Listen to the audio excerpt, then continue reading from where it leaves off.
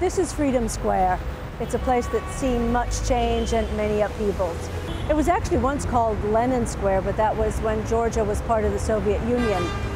Then the Soviet Union fell apart, Georgia regained its independence, and in 2003 came the Rose Revolution. It was then that Georgians turned out in mass demonstrations to protest rigged elections and to demand a change in government and in direction.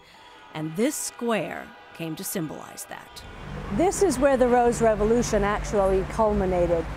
Right over here at the Parliament building, this is where people power took hold. It forced out the old government of Edward Shevardnadze and it brought in the new. It was in effect a bloodless coup. The opposition came to power. It's not been an easy road since. The new government of Mikhail Saakashvili promised change, democracy, transparency. It turned decisively westward, became a staunch ally of the United States, and it sought membership in both NATO and the European Union. Another goal was to unify Georgia and to bring back to the fold and under central government control autonomous separatist regions of ethnic minorities. Now, the most prominent of these are Abkhazia in the northwest and South Ossetia in the northeast. Tensions simmered for a long time, and they finally broke into open conflict just this past August. Georgia launched military action in South Ossetia to rein in the separatists who were supported by Russia. The Russians responded by sending in troops. They quickly turned back the Georgian offensive and moved deep into Georgia, and they established buffer zones around South Ossetia and around Abkhazia.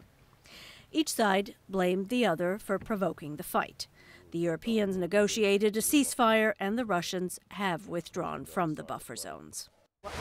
On the streets of Tbilisi, life has returned to normal, but the scars remain, and opinions are divided.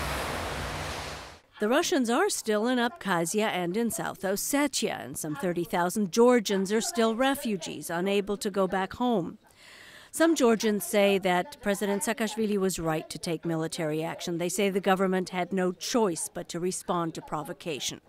Others say no, they should have negotiated, and they question what good it all did. As for Georgia's allies, there have been strong words of support and financial aid, and there's been strong condemnation of Russia. But the question is, will it get Georgia closer to NATO and the EU? There's little doubt that most Georgians look westward. They see themselves as part of Europe.